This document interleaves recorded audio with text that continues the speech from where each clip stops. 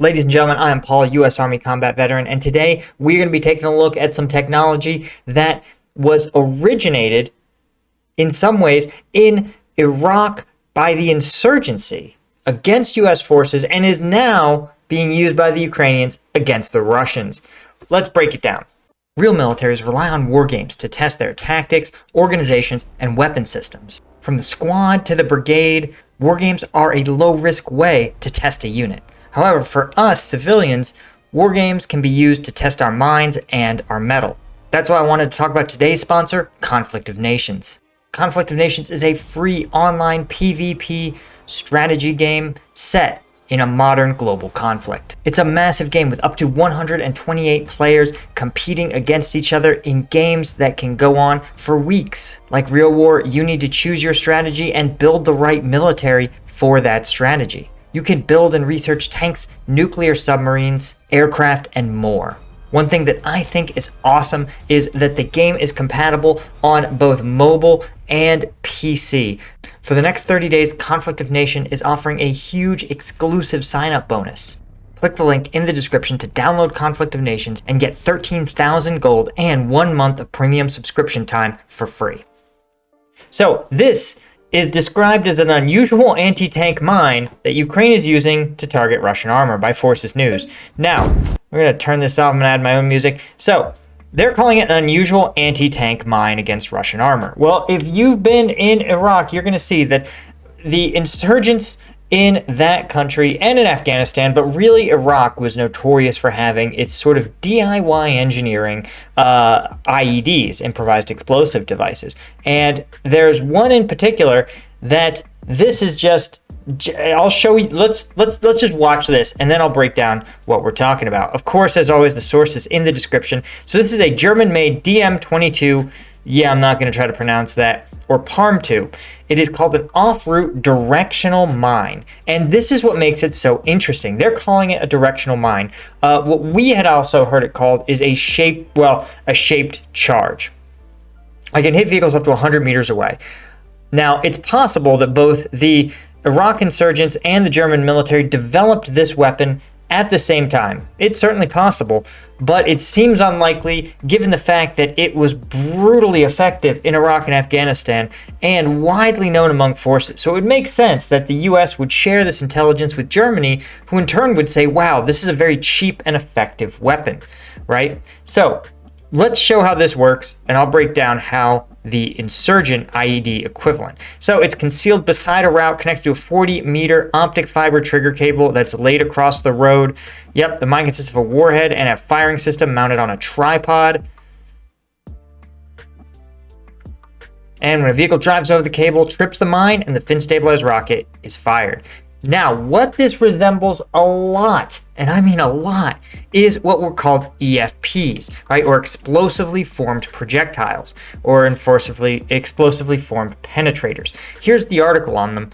And what an EFP is, you can see here, it is basically, this is actually a nice graph, if we can get it to blow up a little bit. The EFP is essentially a concave copper plate that sits in a tube, right, loaded with explosives. Not too different from the tube of this weapon system. There it is. You can see the tube right there. Now, what you have, what was the bane of existences, everyone's existence in Iraq, is right here. Here's a picture of it. So this is the, oops. So what would happen is, of course, the U.S. forces in their up-armored vehicles, oftentimes Humvees, even an Abrams at time, according to one story, would roll across the IED site, and the EFP would be positioned just like this mine, off to the side, right? And as the tank would roll by, the detonator would trigger. Usually it would be a trigger man, someone with a cell phone or even a command wire, like they talked about that optic wire, who would press the button and it would trigger the EFP. The EFP would of course pop out and the copper round would become a shaped charge. And it would function in some ways like a heat round, right? Heat rounds, of course, penetrate armor and then explode inside. They do it with two separate explosions. The copper warhead would become molten copper. So the tip would penetrate in, and then the remaining copper would flow in and spread out like a weapon. Well, not like a weapon, it was a weapon. And it was famous for absolutely obliterating armor. And it was the bane of US forces' existence because no amount of armor could stop this bolt of molten copper that would slice through your armor like butter and then expand and fill your entire the entire internals of your vehicle. And basically no level of armor seemed to be able to counter it. And they would be fabricated with literally anything. You could do it with a metal pipe. They could do it with anyone with a machine shop could bend a steel beam into place. It was unbelievable how powerful these very simple weapons were. And so the US, again, never really got a counter. They just had to keep working to dismantle the networks that were making them. Of course, it's not new, right? It says that there have been EFPs and EFP type weapons for a long time, but to see it used now against Russian forces says that someone somewhere was taking notes.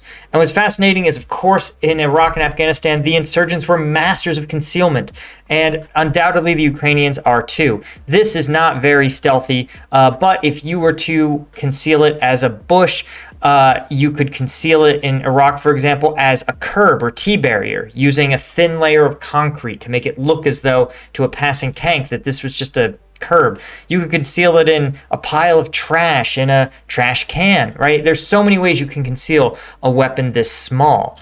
And because it's just so powerful, it doesn't need to be, it can punch through some of its cover or concealment. Exactly. And that is how hard it hits. It really cuts through. And it talks about how now the Ukrainian Ministry of Defense provided this footage. It's not clear that the DM-22s were used in this, but that is basically the only defense to these incredible rounds is turn and get out of there.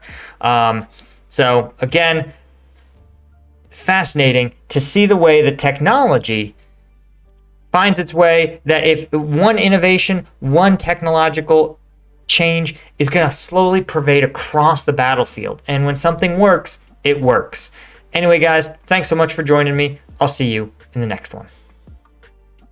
Conflict of Nations is a free online PvP strategy game set in a modern global conflict. Choose your strategy, engage in epic battles, and take over the world. And for the next 30 days, you can get an exclusive gift. Click the link in the description to get 13,000 gold, 1 month of premium subscription time for free. Click the link in the description, choose your country, and fight your way to victory.